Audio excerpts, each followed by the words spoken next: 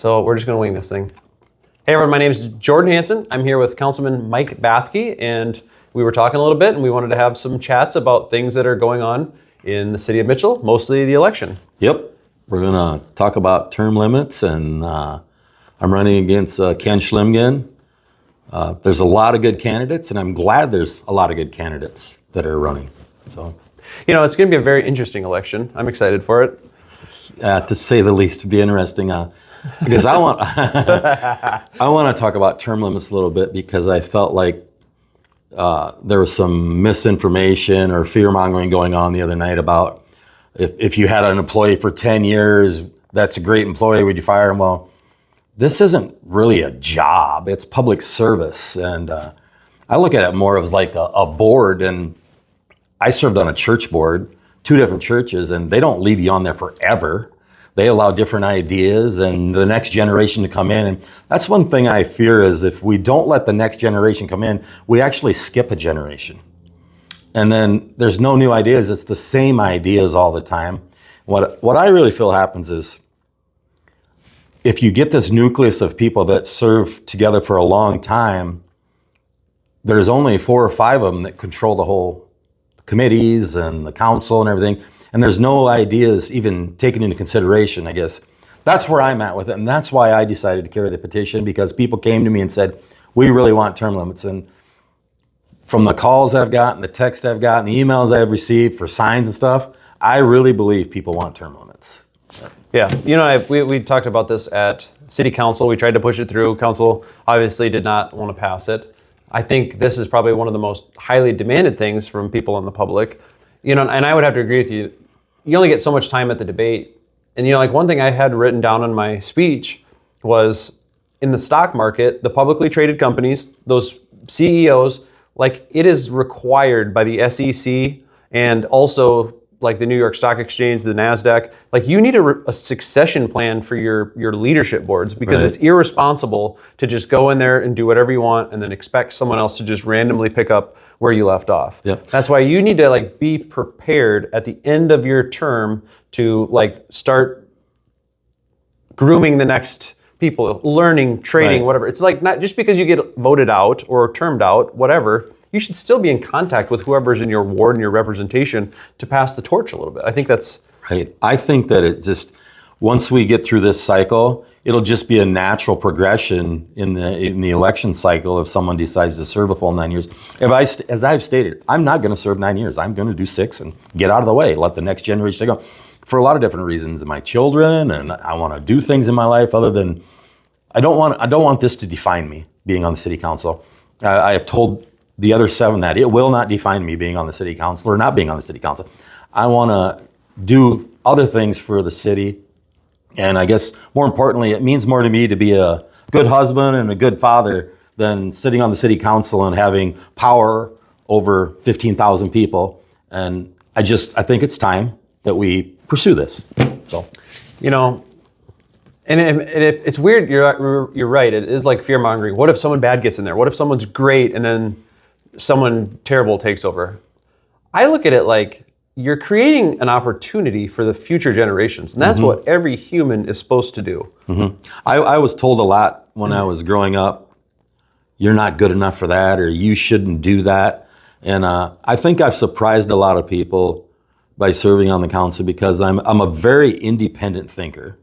I don't need somebody to call me and tell me, hey, what do you think on this? I took a call today from a constituent concerns about something, and I'll always do that. But I don't like that, you know, I said this at the debate the other night, you better be prepared if you're elected to be persuaded, because that's what happens. That's just small town politics. And that's why I think term limits really fits Mitchell, is we're such a small town that I think the citizens are frustrated with the same people being in that position.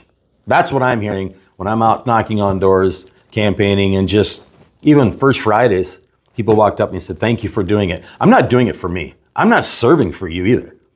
Or for me, I'm doing it for you, not for me. I got way better stuff I could be doing with my time. I'm young enough yet that I could be doing a lot of different construction projects. So, I mean, that's why I think, not to jump off the term limits, that's why I think me and Mayor Hansen get along so well, is we both own our own company.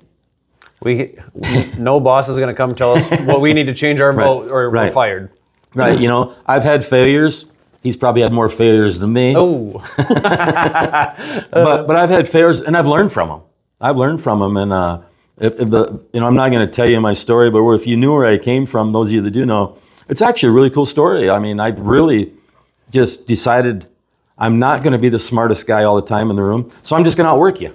And that's what I did when I was in business, and I think that's what makes me a really good councilman is I do my research and I listen to the people. And I think that is really kind of a lost thing we've had here in the last, I'd say 7, 8 years. I witnessed myself with the housing deal by my house that it was 52-1. They didn't listen.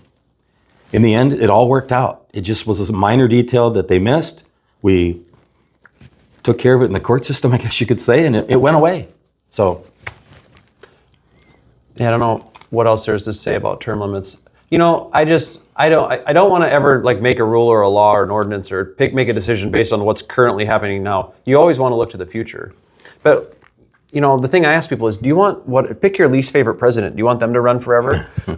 It's not fair. Right. You know, and like I had this in my speech was like, in the last year, I got 5.7 million views on my social media. Wow. Like that's insane. You know, I think I had 57. 57 million or 57 total. Oh. So it's someone must have been walking in. So it's just really interesting to think about like how many times my name's been heard in the news or on social media. I mean, I've been in the news hundreds of times. But I don't think that's why you're doing this. No, not at all. But I'm just saying, like, I know that I have an unfair advantage to the next time if I choose to run for mayor. Because people like to choose by what they know. Right. They say it all the time. I don't agree with everything you're doing, but I like mostly what you're doing. Yep. That's where I'm at. You know, there's this perception among the council I like to create conflict.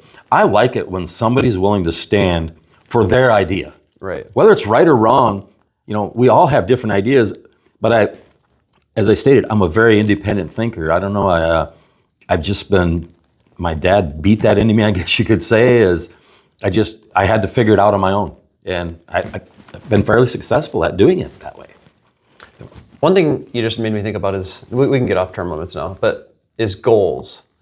You know, there's been 2 separate occasions where I had asked the council for goals. I believe you submitted at least goals, but both times less than 50% of the people on the council gave us goals. And for me, that's really hard to do because I'm supposed to be working towards whatever goals are set. But if there are no goals set, do you remember what our goals were set during the goal setting sessions? What the goals were that we actually set? The one that really sticks with me is after Mayor Hansen sent it out was, what was your 3-year and your 5-year goal? And I said, you know, I'd love for us to bring at 3 years a 50 employee business, and at 5 years, a 250 employee business, you know, and grow the community that way. And it wasn't, I don't think 3 or 4 days, and they announced that we were in the running for the prison, and I'm like, it's right there in front of us. And then, wow, did everything go south from there? Yeah. You know, and in the end, I tell a lot of people this when they ask my opinion is on the prison. We will know in 20 years. Whether we made the right decision or not. I do feel prisons are extremely safe now. Extremely safe. And as far as the employees, that wasn't the town's problem. You know, the employees become the state's problem. And you can say, well, they were going to rob from this guy and that guy. If that's going to be our mentality, we don't want anything to come here because they're going to take employees from this company or that company, we will never grow. We will never grow because you can't get enough people to move here for a company that size. I do like the idea of remote workers and smaller companies of 10 to 20 people. I think that should be our target. And I think we're going to get there. I really feel we'll get there with maybe some arm twisting. Yeah, and I'm going to bring it up just because we both sat in a meeting with someone who said, we don't want to bring a certain business because we don't want to compete against another business in town. And I have a real problem with that. I have an extremely hard time with that. And I not because of competition is good, but it's not always good. But to pick and choose people that are not allowed to come to this town, that I don't know anybody that wants that. Right. And I think that this situation, and we weren't the only ones in the room. There was a council member in the room to hear it too. This situation just highlights what I think a lot of people have been talking is who's keeping these people away. Right. And it's not me. It's not me. I am as pro-business as they come. If anybody know, I was in the construction business. The more people that came, the more houses were built, the more buildings they needed, and it was just rocket time for me. Take it, let's go. So I get frustrated with that. So I'm curious if we can get off that. I don't know how we get off that ramp and stop doing that, but eventually I think it does fall back to the council saying, okay, we want to pursue this. And that's why, to jump into something I wanted to talk about with you, is we decided last year at subsidy time we wanted to do what I call a healthy cut. I guess I was told I was defunding the Development Corporation. And it was a healthy cut of 30 or 35%, I remember what it was. 30%. Okay, and it was across the board. It wasn't just them. It was all subsidies. And there was this crazy pushback for it. So as we get closer to that time, whether I'm elected again or not, I just been asking myself, not just the Development Corporation, all the subsidies, how will this improve my life in Mitchell? Me giving them this subsidy, how does it improve my life?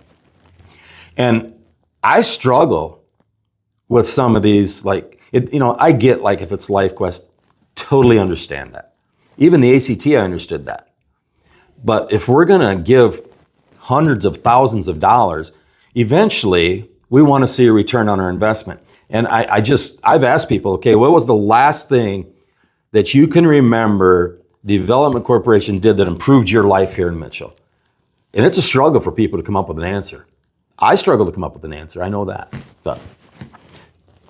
And I feel like we both get what's the word I'm looking for? Like a bad rap or reputation for saying bad things about them. But we just want what's best, right. And I had this conversation with someone else. If the city taxpayers did not give any money to them, I wouldn't care at all what they did. They could do whatever. They're just like any nonprofit out there. And that's fine. But when it comes to I'm the guy that writes the check, you're the guy that approves it, we should have some level of oversight to what our goals are. And we did a subsidy application that totally got thrown out the window. And that's frustrating for me because... And I had nothing to do with the drafting that. Now, once I seen it, I'm like, okay, it's accountability. Right. They want collaboration. Well, in my opinion, accountability comes before collaboration. That's my opinion. Because if I'm willing to work with you, I got to know what the return is on my investment. I do investments all the time, and I don't do them for fun. I do them to make money or create jobs, or you cannot continually fund something and get nothing in return. I just don't. I don't like it. And I know that's where the people are, and if that's too spicy for you to hear. And to be fair, we probably don't get nothing, but right. Is what we. I understand they're a nonprofit and they should be able to do what they want with. It's their deal, right? But if we're funding it, we should at least get some sort of input. Maybe the council does get input that I don't know about, but for me, it's like... So I think a huge opportunity was missed at the last subsidy when I guess you could say we created a little friction and they removed me from the chamber, didn't allow me to be on the Development Corporation. That was their opportunity to prove me wrong. Right. If they'd have put me on the Development Corporation, and I don't need to know everything. I'm not one of those guys. But show me. Just show me what you're doing so I know that we're moving the community forward. And it's not going out and buying land and planning for infrastructure. I want to see jobs, immediately jobs, because the smaller towns around us, like Parkston, they're just hitting it out of the park. New business park, they're bringing jobs, people coming in town, people are building spec houses and everything. I know Jeremy Jensen's putting some developments in there. Ethan Lumber's got a new development on the highway there. They're really crushing it in Parkston. So why is it their schools better? I don't think so. I think we have a great school system and we need to capitalize on it. That should be one of our biggest marketing tools, is the school system.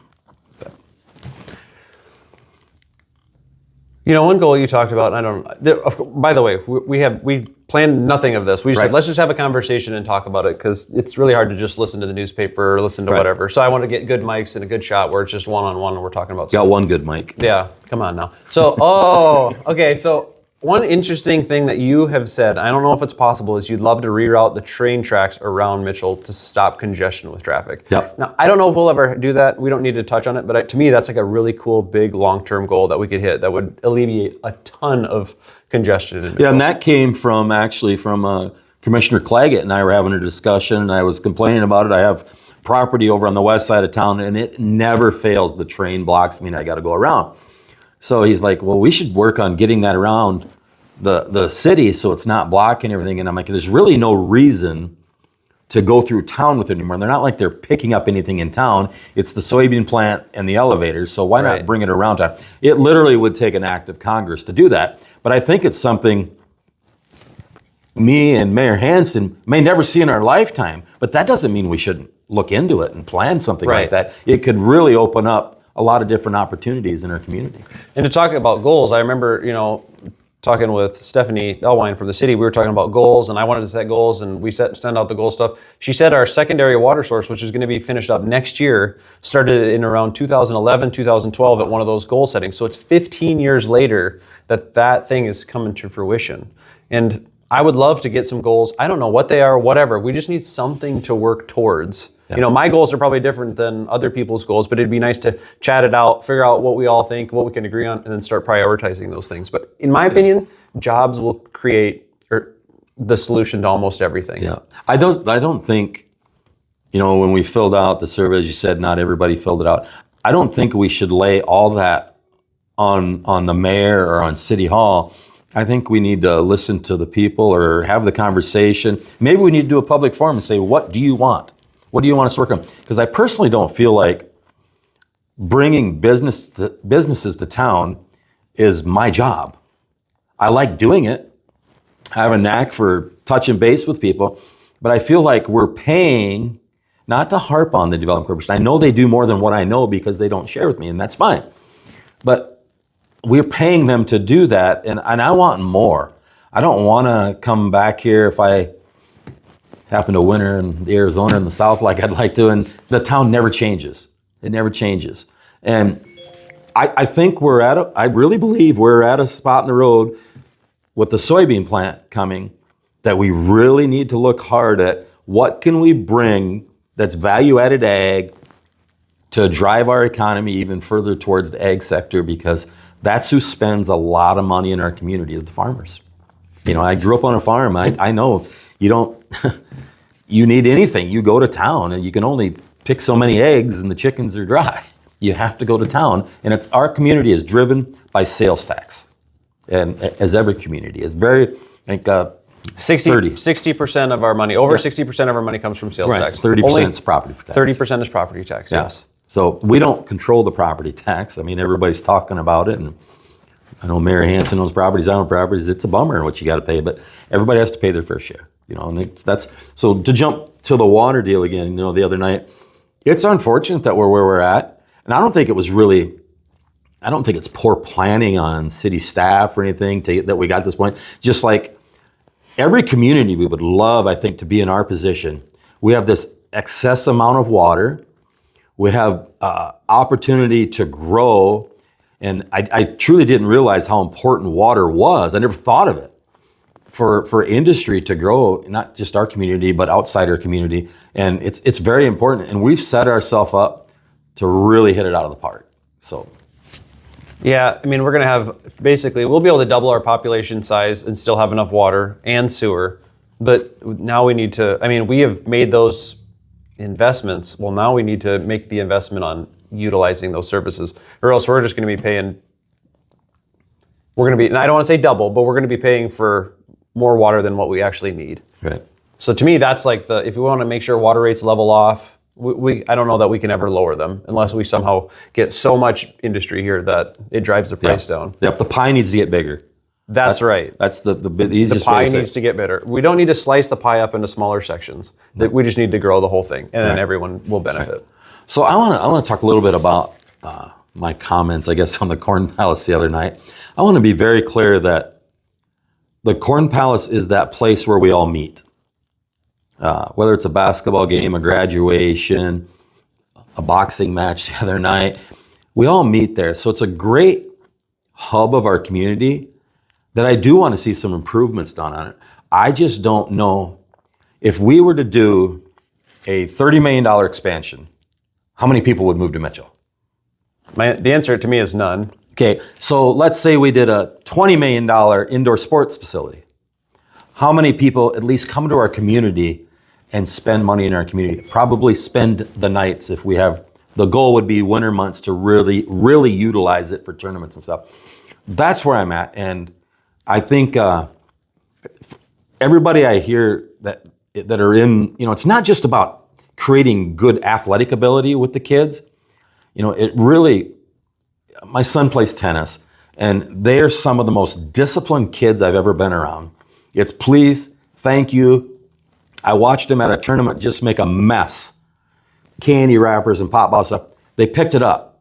That's built into those kids by the coaches, the great coaching staff. And I see that as they really turn out to be really good kids when they come back to the community and they're older with their kids stuff. It creates a lot of discipline, and that's why I really like the indoor sports facility. It's not just about making a great athlete. It really isn't for me. So, well, now that I have been in charge of not in charge of the Corn Palace, but I mean I oversee the person that oversees the Corn Palace and dug into it. You could do an expansion. It's not going to bring more events here. It's just not. There's not enough time in the year to add more events. 3 to 4, I think it's 4 months out of the year is the gift shop. And then there's a small, they call it the shoulder season, where there's a couple of open times. But then you got dance, you got basketball games, you have, graduations. I feel like he said, Dave, the director of the Corn Palace, said there's like 8 to 10 open weekends a year. So you cannot add 8 to 10 weekends in a year and justify it. It just doesn't make sense. Yep. The other part, what you were saying with an indoor sports facility is, you're right, like team building, discipline, working with other people, all that, like the attitude of winning, Yep. all that stuff is great. But here's the other thing is, we all know people take their kids to other towns to practice at indoor sports facilities. Me included. 6 months out of the year, the weather's terrible here. It just is. We have to get something, whatever it is, to satisfy those 6 months out of the year. I've done my homework, those of you that don't know. I've been to the Brookings facility. It's ran by a young man graduated from Dakota Wesleyan. I asked him if he'd come back if we built one. It's too small. They've outgrown it. They have kids traveling from Huron to Brookings to use their facility.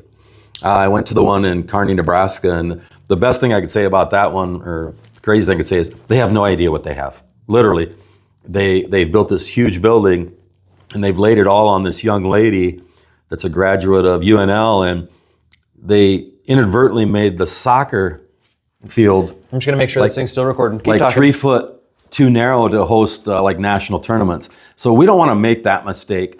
We don't need the Taj Mahal. We need something very basic.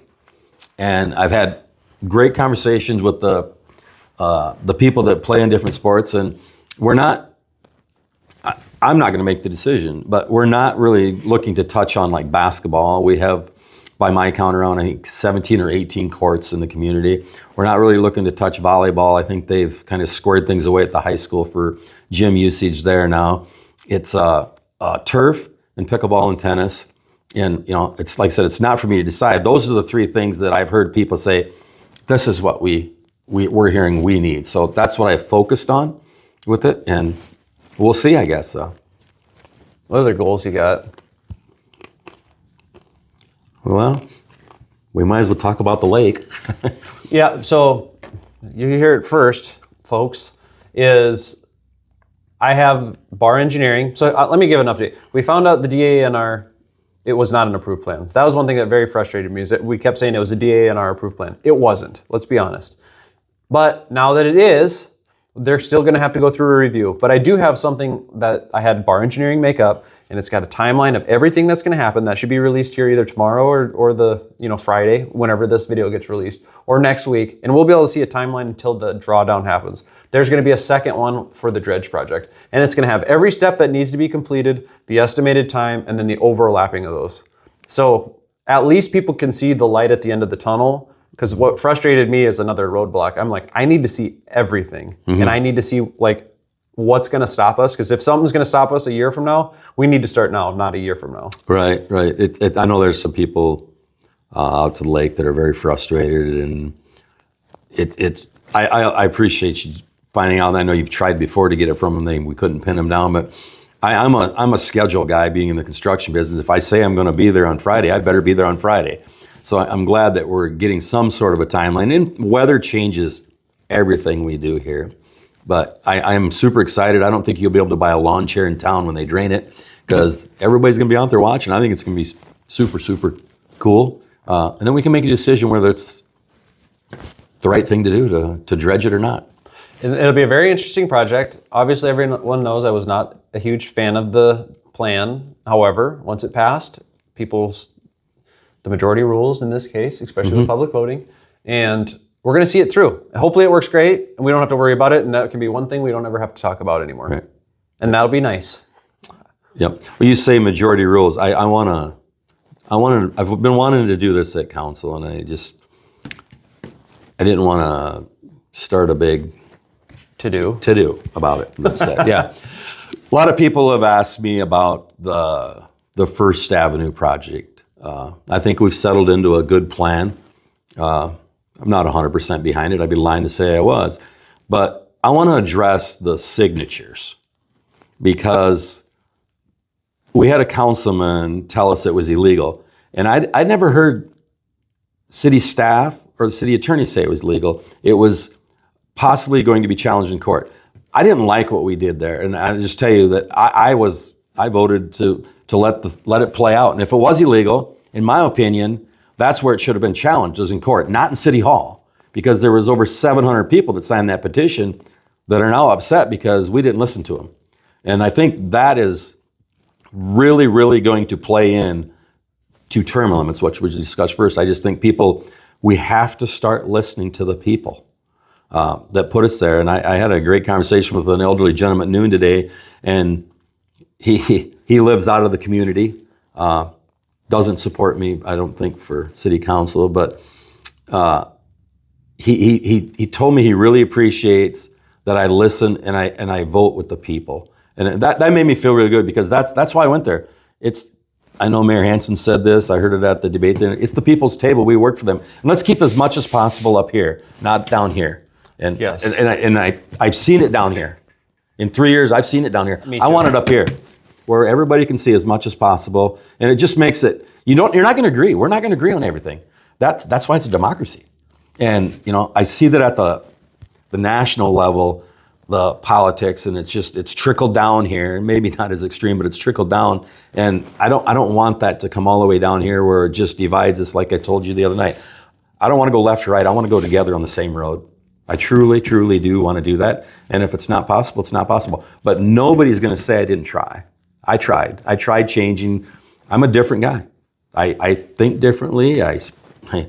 My methodology is very business oriented, and I've been successful doing it that way. So, I want this video to more be about your stuff, but I do want to mention the prison too, because I was in favor of the prison first, because cool jobs, whatever. Mm-hmm. And then I talked to 1,000 people, and our jobs are to be represented, like Mr. Magoo said. We're not supposed to technically be leaders. We are, but we're supposed to be representatives of the people. And I had so many people reach out to me that I had to go with what they wanted, because I'm not going to just try to ram it down their throats and say, I think this is what's best for you. Mm-hmm. It was easily 8-1, 9-1, 10-1 for people that did not want the prison versus people that did want the prison. It was very hard for me to ever say no. Mm-hmm. I rode the fence. I'm not going to lie. I'm not, because I looked at it as... I personally don't think we had a chance to get the prison in the first place. That I agree with you on that. But I looked at it as recession-proof jobs, state bennies. I mean, it was. I grew up in Plankington, where we had the trainee school, and it was our largest employer, and good employer.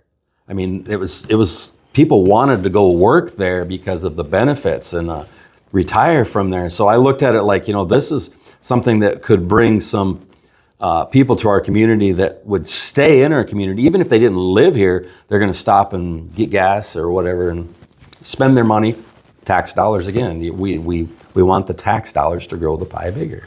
I understand that 100%. The way I looked at it was, is what's going to happen, that good from that could come with it, is that going to turn the 2,000 to 5,000 extremely upset people that just said our voices were not heard. And I didn't see the benefit of that happening. See how that worked?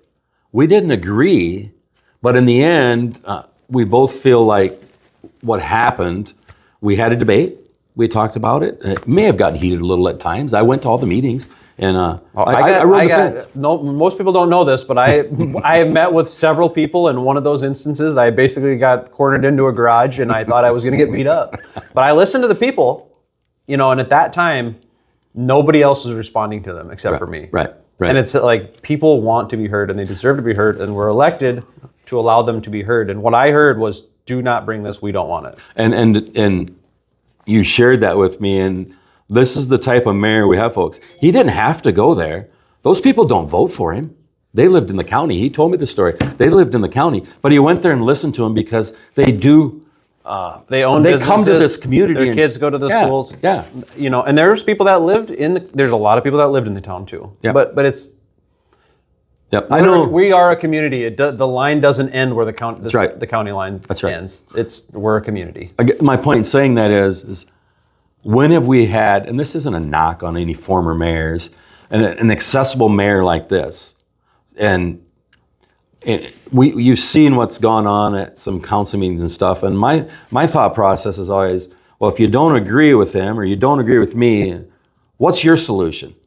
Or how can we make this better so you come along with it? And I just don't see that. That's where I think there should be more collaboration, is at City Hall. That's my opinion.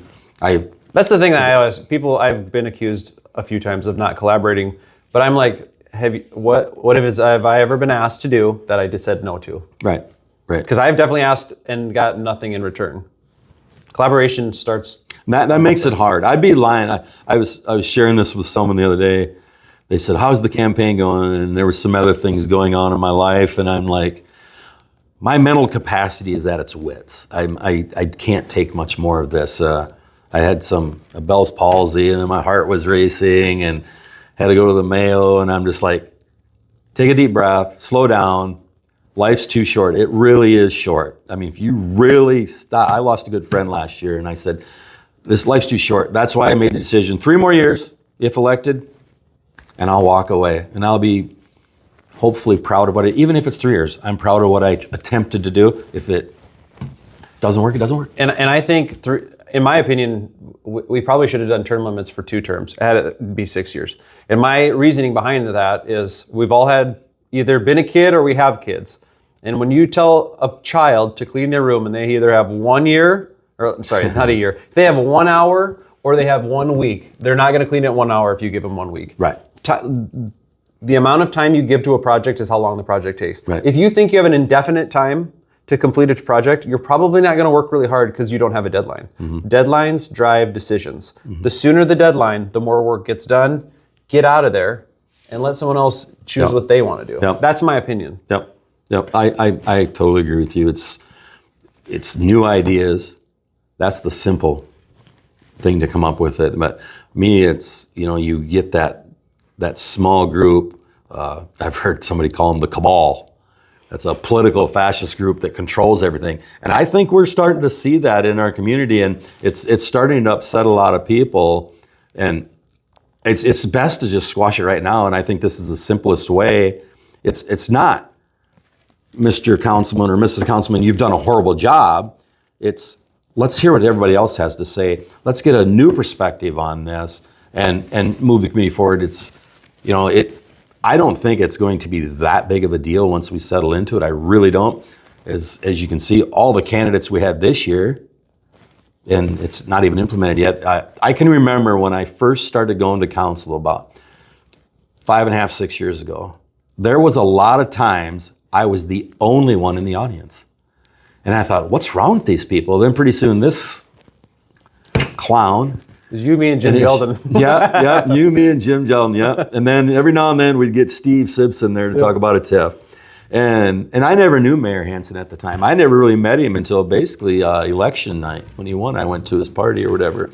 But it was interesting, and I'm like, by what Mayor Hansen did, I'm not going to take any credit for it. It started this group of people that started saying, hey, you know what, maybe we can change this community, because I'll be honest with you, there was very few people on that council that gave him a chance to win.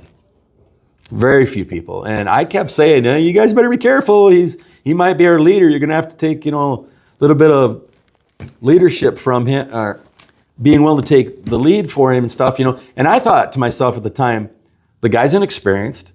Are we going to be in trouble? And I said, you know what? We have all this knowledge on council that can guide him. And they weren't willing to give him that knowledge and help him. So he took the bull by the horns and just crushed it. I mean, this isn't about him. It's about me. I'm the one running. He's not. But it's just like we have this working relationship, and I would say we probably talk maybe every 3 or 4 days about just more about life things and stuff. His daughter and my kid playing tennis or whatever and stuff. And I think that's the relationship that I'll take from this. Is I've told him this many times. We are not friends. You do say that a lot. When this is all said and done, we can be friends. I mean, we were going to do this at his house, I thought. So I met him at his house. I said, cool, I'm finally going to get to see the mayor's house. I guess we weren't doing it at his house. He wanted to do it here. So what's he doing at his house that he doesn't want us to know about? I don't know. It's a big room here. It looks like there's some customers. I'm not sure what they're here for. So we kind of got off subject. But, I just hope that at the end of the day, like I said, if I lose, I wish Mr. Schlimgen the absolute best. The absolute best. When I was going through the process of like, okay, like I shared the other night, I wasn't dumb. I knew they was going to come after me. They were going to find someone. And when they got him, I was like, dang, that's a pretty good one. Mm-hmm. But we are different. Me and Mr. Schlimgen are different. And he said it the other night. We have different leadership styles. We absolutely do. We absolutely do. And it goes back to, in my opinion, it goes back to with me, and I think my wife would agree with me on this. If I wanted to do something when I was in business and I could afford to do it, I didn't have to ask anybody. Now, would I go to her and say, hey, honey, I'm going to kind of want to do this. Do I have the money?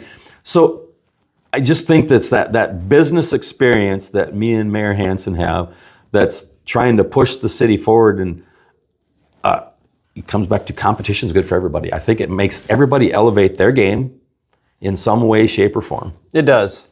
If you're all by yourself, you don't have anyone to push you harder. You either need a mentor or you need a competition or both. Mm-hmm. Because, man, all of a sudden when someone's competing against you, you either got to work harder, work smarter, work longer. You got to do something to be better. And after several years of that, it just gets ingrained in you to just go to the next level. Yeah. So I'm just going to tell you a little about where I did come from. I came from Plankton, South Dakota. I grew up on the farm between Plankton and Mount Vernon. I have 6 brothers and sisters. My parents have both passed now. I had really good parents. My sisters, most of them stayed. We're all in the same area, Plank or Mitchell area. And we were, it was really instilled us on the farm. My dad did some custom baling, and we would stack the bales right behind the baler. And I mean, it made me who I am. And a lot of you know my younger brother, Jeff. He joined the military at 17, I believe. And, he's been 38 years or whatever in the military. But to me, that's what really molded me as a young man is you can do anything you want, just work hard. And that's what I did when I went to work at the ready mix plant, JD Concrete, and then left there and started my company. Is I was just told myself there's all these established cement companies in town already that were handed down to them by their father or their grandfather. And I got to start from scratch. And I scratched and clawed and built a pretty crazy business, to be honest with you, that allowed me to retire early and maybe enjoy life a little bit more. What did I give up for that? Probably some family time, I would say, and my wife would definitely agree with you. But now's the time where I can commit to this job. And I said not to call it a job, but we do get paid for it. So you actually get paid very well, I think, for some meetings that last 20 minutes and you get over $400. That's a pretty good gig. I'm not doing it for the money. I am not doing it for the money at all. But you have to be willing to commit to doing your homework and knowing what you're voting on, because it would have been really easy for me to just say, oh, well, they voted yes, so it must be yes. Tonight's yes. Okay, I'm going to vote yes. And I'll never forget, I'm not going to tell you who it was, but a former councilman, he had reached out to me and he said, are you sure, this was 3.5 years, are you sure you want to do this? So then when I won, he called me and said, do me a favor. He said, no matter what it is, the first thing you vote on, vote no.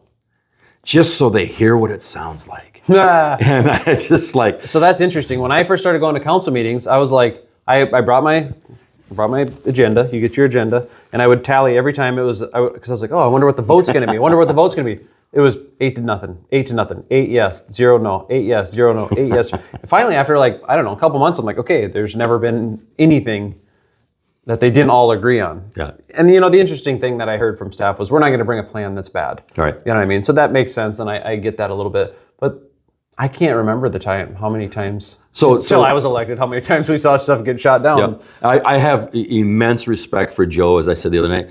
But, you know, I made the motion or whatever on the stop signs along with John Dosher on 7th Street. I just didn't like that we had one bid. And we rejected that bid. We said no. As a council, we said no to that. And was it risky? I didn't feel it was risky at all, because I'm in the construction field. I seen the direction that the bids were starting to come in, and everything was starting to, we had been past the COVID deal and we were heading back downhill. And we've seen that on numerous projects lately. But by doing that, we saved the taxpayer $250,000. The original contractor was out of Sioux Falls. We brought it back, and a local contractor got the job. So I felt extremely good about doing the right thing for the citizens there and saving them $250,000. You know, when was the last time that happened? I don't know. We did it on the storm shelter too recently. Yep. Two different times we whittled it down like 200 grand. Yep. By picking and choosing the right amount of things to go with it. Let me keep talking. I'm just going to check and make sure my phone didn't run out of memory, because we're going super long on this. Well, I guess, We're so good. Let's touch a little bit on housing.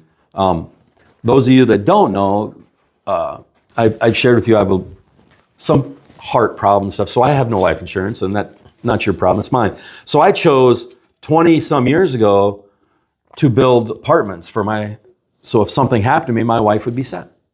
She could be taken care of. And it ballooned into a really good rental property business that we've built. And I don't like the government telling me to do anything, first of all, and especially not telling me I need to provide, you know, someone a piece of property to build a house on. The governor's, in my opinion, the governor's house program was built for smaller communities. That's what it was made for. And all this, we have no housing, and I quite possibly have said this, that we manufactured a housing crisis when this all started. And I've been ribbed a few times by a certain councilman over that, and that's okay.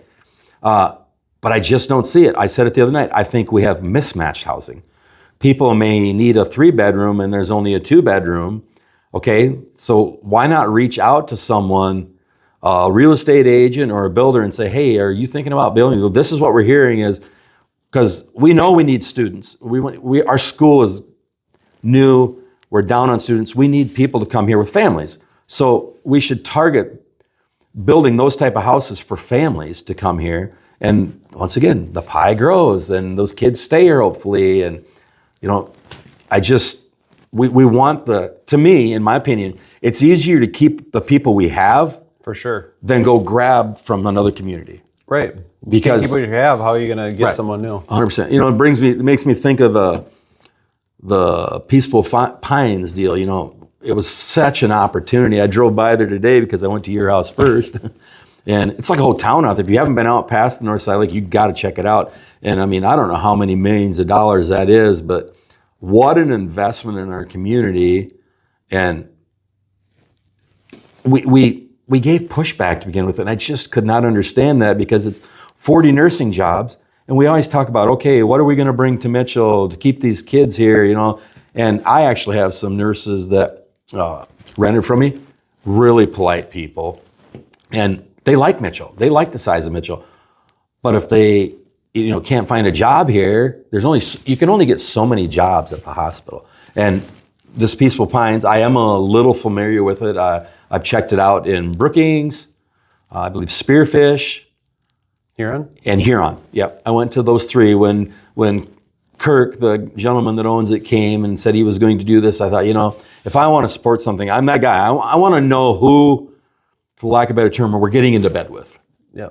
And I felt really, really comfortable about it. And I called a few people too, in hearing that I knew, and they're like, "Oh yeah, the Brookings one." I heard, geez, all the good nurses at the different clinics went over there. Once again, competition's good for everybody. It just is. That's my feeling on it. People may not like to hear that if you're a business owner, but you have to. When I was in business, I had a construction company that was taking employees from me. So I'm like, oh, how do I keep them? My wife came up with this idea. She goes, well, you have to offer them health insurance and a retirement plan. You'll keep them. And I'm like, I got to do what? That's crazy. You know how much that's going to cost? It was absolutely the best thing I did. Best thing I did, hands down. I was having such turnover. And by offering that, everything just leveled off. I was going through one year, I went through 33 employees.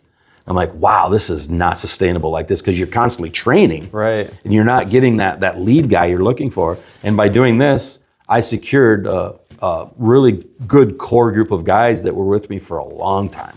So. Yeah, and to bounce off housing, I've also been in housing for a decade now, and I just don't see the crisis. There's a very expensive, or there's a spot in the housing, probably between like 150 and 210. That like a lot of people want, because that's what the wages support in this town. To build a house, you're way more than that. You just are. And it's, one of my solutions would be, there was just a report that says we have 900 homes, 800 to 900 homes vacant in Mitchell. And I actually put a post out last year on Facebook. I said, I'm looking for a house to flip. I looked at 19 properties, and I think 17 of them were vacant. Of people that I just don't have the time to do this. But some people don't want to list something online, right, because they're either one, embarrassed of hey, I haven't taken care of this house, or two, they don't want to pay a commission, or three, they just don't have the time to do it. Right. Or a guy that has a rental that's like, I'll get to it when I get to it. But then you know how it is. It sits for years. So one thing I would say, I don't know how many houses we're short according to this shortage we have. I think you could get on the phone and probably find what we have in current inventory to solve the housing crisis. Right. You know what? Mr. Scheer stated it, and I kind of took it the other night, is you have to live within your means. And I still think that, and this wasn't me that thought of this, this was somebody that came to me and said, we should have built a nice mobile home park. Or we should have went to X and said, hey, would you build a new mobile home park? We think this is the direction that we could go as a community and grow the community, and it's truly affordable housing. And we went this other way, and that's fine. That's one of those things that we'll see here in 10 to 15, 20 years, if it actually truly works the way it was supposed to. But I'm not against them doing what they did. I just wanted them to fall in line with the rules that the city had in place. So some people have said I was against it. That's not true. If they knew anything about me, the more the construction, the busier I'm going to be, the more money I would make. And pass it down. It becomes not disposable money, but it's money that I can go build another rental myself or buy a new pickup. So, the money I seen it, around COVID time, the money kind of stopped for a while. And I seen that, and people were talking in my industry, like, man, how are you going to survive? I'd go to the World of Concrete in Las Vegas, and I tell you, we had it lucky here. We really did. There was so much to do and so much building going on here. And I've seen that now is, I think the Sioux Falls market, it's definitely not drying up, but we're seeing those contractors now coming this way to bid projects in our community. So I do think that the Sioux Falls deal is slowing down a little bit. It remains to be seen. They'll always grow because they have so many amenities and jobs are opening up. And I was just talking to my wife the other night, everybody's saying, well, we've got all these jobs. Let's be thankful we have these jobs open. Sure. Oh, yeah. Then people will come. Yep. If we have no jobs, nobody comes. We have tons of open jobs. We have a bunch of open apartments right now. Yeah. Like last time I looked at Zillow, it was like 80 something. Yeah. And I'm a firm believer, if you're going to move to a town, you're not going to buy a house first thing. You're just not. You're going to move into an apartment. You're going to see if you like it. And then if you do like it, and the husband or the wife likes it, you're going to maybe stay and start a family. Yep. So I feel like we have everything we need to get people here. But other than whatever the magic sauce is. And everyone's got a different opinion. I get a little more feedback now because my wife's a real estate agent. And last week and a half, I think it was, 2 couples from Kansas to Mitchell.